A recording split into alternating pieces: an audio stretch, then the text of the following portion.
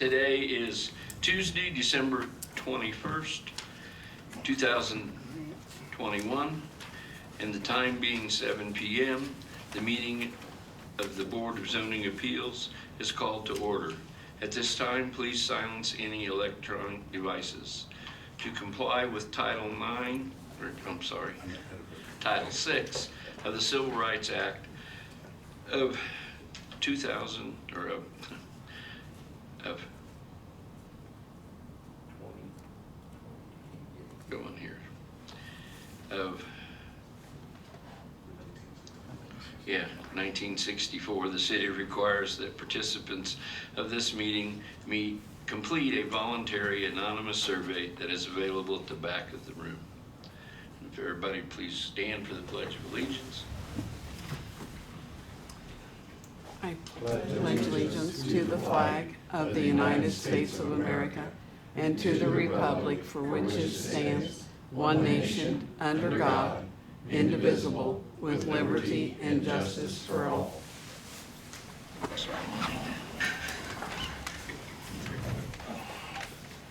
Okay, John, would you call the roll, please? Roy? Present. Matt? Phil? Present. Alan? Present.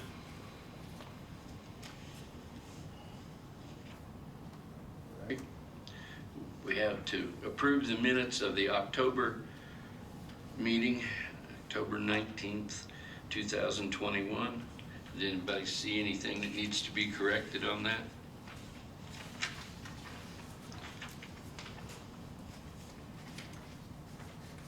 If not, I'll hear a motion that we approve those.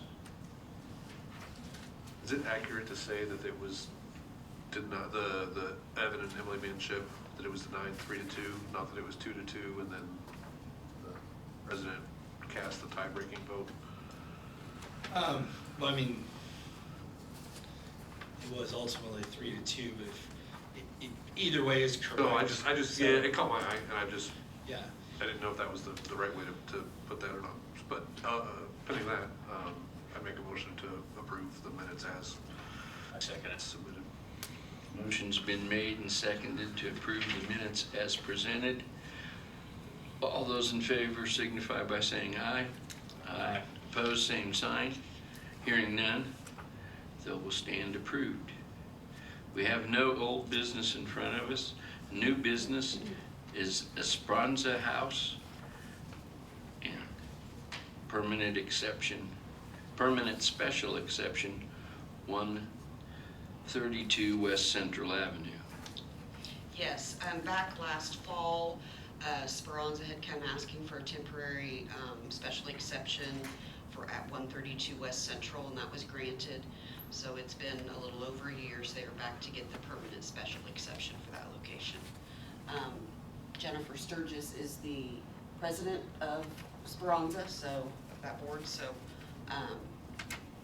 I have received no calls, complaints, or anything from anyone, and haven't had any issues, police calls, anything like that. So, did you want Jennifer to come up to answer any questions, or?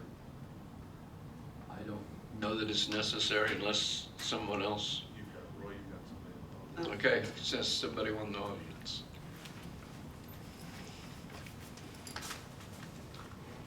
As I objected when the partial permit was put in, I would object again on the basis that that type of facility should not be in a residential area. I will commend Devin, who's been helping there at the house, because she's done a good job of trying to resolve the issues. But what are the issues with the board putting this in a residential area? Parking. The second thing is wear and tear on the alley, which Devin did take care of. And then the other thing is blocking the alley. And we need, at the very minimum, a sign that says, do not block the alley. And we need a loading and unloading zone sign in the front of the house, because Devin informed me that they were supposed to park out front. And instead they stop right in the middle of the alley. And sometimes I can't even get to the parking space on the side of my house because the alley being blocked. So there are some problems with putting that in a residential situation. And I realize it's a resident, but they have a lot of traffic coming and going. That's all I got to say. I just want the board to consider that because I feel the decision should have been made differently.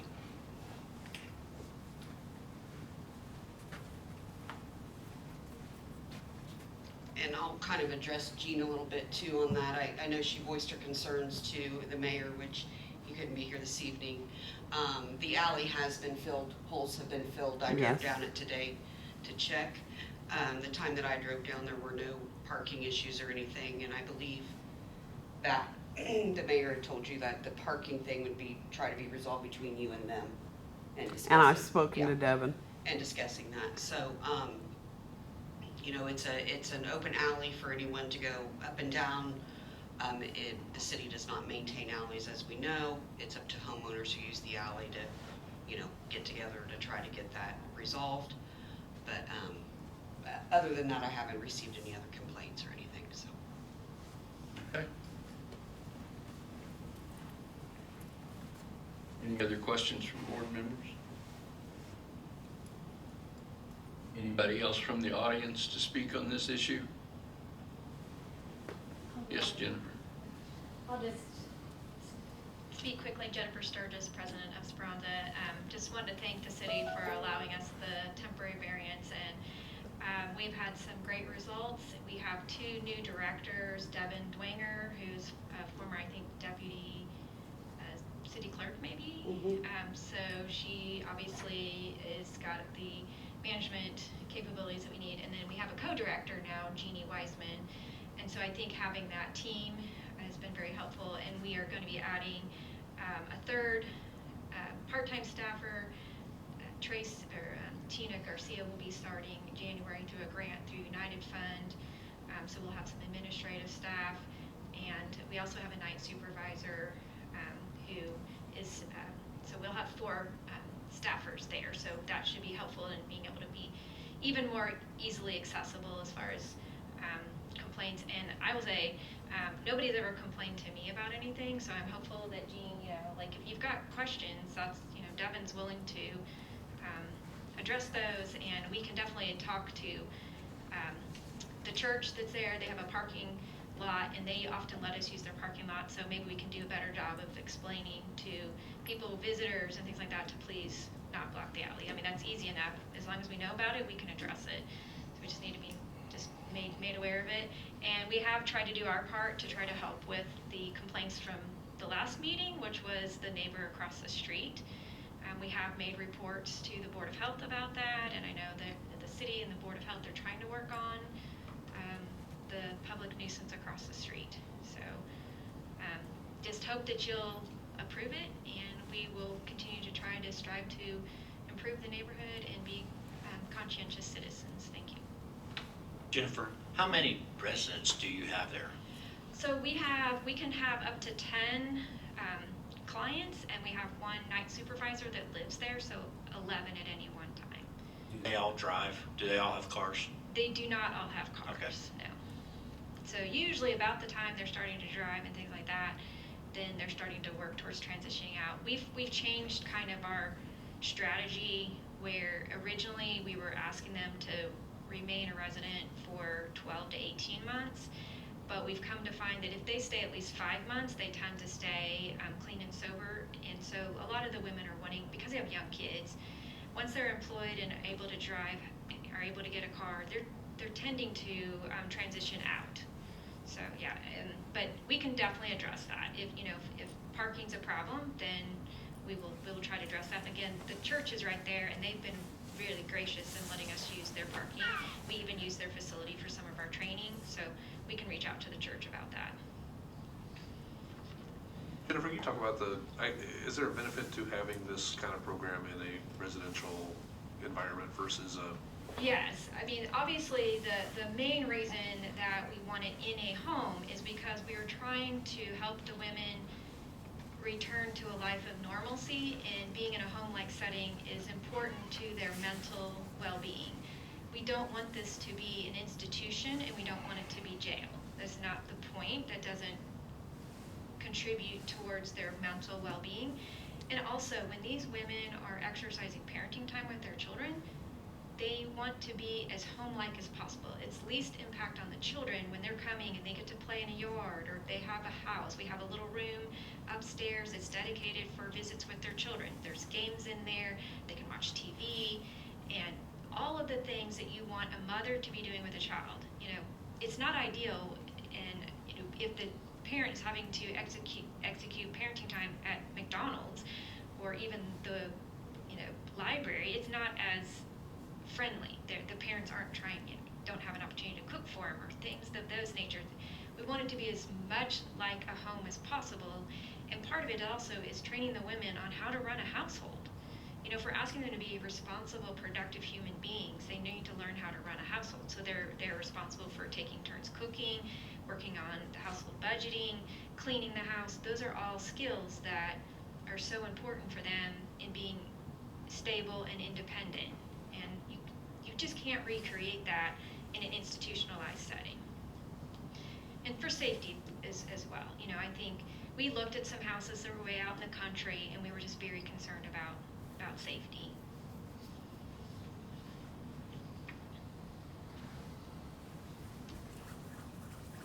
Any other questions? I have a question for Sarah, maybe. I think it came up at our last meeting that we can't necessarily request or order signage, but is that possible for you to work as a planning office to try to get some kind of Well, there can't be any signage of what the place is, and as far as. No, I don't mean that, but maybe like Jean was asking about like a loading That would unloading have to zone. go through our street superintendent. Okay. And I'm not sure how that, Ron has better knowledge of how that works. I'm gonna look at Chris here, but the street is a public street, and it is for the public to use. It is possible, I believe, by ordinance to create a loading zone, but it would require a recommendation from the traffic committee to the council to enact an ordinance creating that loading zone, and at that time, the street department could sign it. I agree. If, in order to have the signage of a loading, unloading zone, you'd have to create the loading zone, which would, as Ron said, have to go through the traffic committee. I mean, I certainly think the feasibility of which, you know, we could ask the street superintendent to look into. And I don't know, I think you'd have to look at, is there a specific time where it happens? Is it constant? I mean, I think you'd have to have a little bit more data as to usage, but you certainly could look into that. And But that's, that I mean, ordinance but that's outside of our scope. I mean, that's, could regulate all those things, like certain hours out of the day or days of the week, or. I think that would really fall under the traffic committee. In general, we have not had a practice of creating loading zones on street. It's an operation that's typically accommodated on the property by the property owner. but I understand, you know, this is not a residential purpose entirely, and to have 11 adults in a house is not what you normally think of with a residential. I didn't know if there's a way we can help ease the burden on the neighborhood, if we were going to grant. I don't know that there's a lot that this body can do in terms of that, particularly at the permanent stage, other than to, you know, recommend to Sarah to bring the issue up to the street Actually, years superintendent. ago, that home used to have a couple of very large families in it. Was that right? Had Okay. just as many, if not a couple more. The thing about on-street parking, there are so many spaces. And if you create a loading zone, there is a parking space gone. Sure, okay. So the more accepted method is to provide off-street parking where people want space. Are all those spots at the Carnegie Library, what was the public library, are those all public parking spaces? I believe they're on the right of way, so yes. I know there's not a ton, but I mean, there's probably what, six or eight? Yeah. Okay.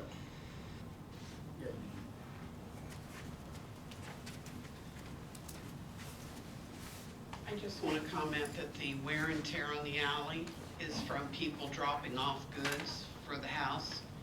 And I had one lady one time on the street, she pulled diagonally in front of that alley opening and just sat there and started unloading her stuff. Couldn't get in the alley at all. There was a huge diesel pickup truck that stopped in the alley more than once, right behind my car, to where I couldn't get out or get in. So it's not the residents making the traffic and wear and tear, it's other things that are going on in correspondence with this. Thank you.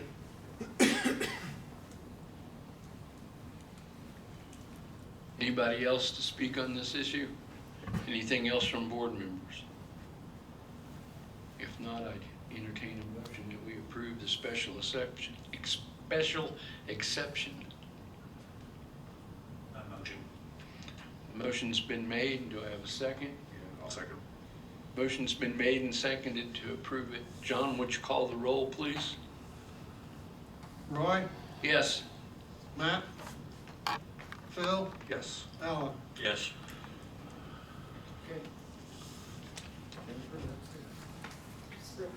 Anything else for us, Sarah? Yeah, I just, a reminder that our meetings are gonna be changing to the first Tuesday, so January 4th. And I'll have to let you know if we're gonna have a meeting. I don't know that we're gonna have a BZA meeting that night, but anyhow, so just moving forward. All right. Okay? Yep. Merry Christmas. Merry Christmas. The meeting is adjourned then.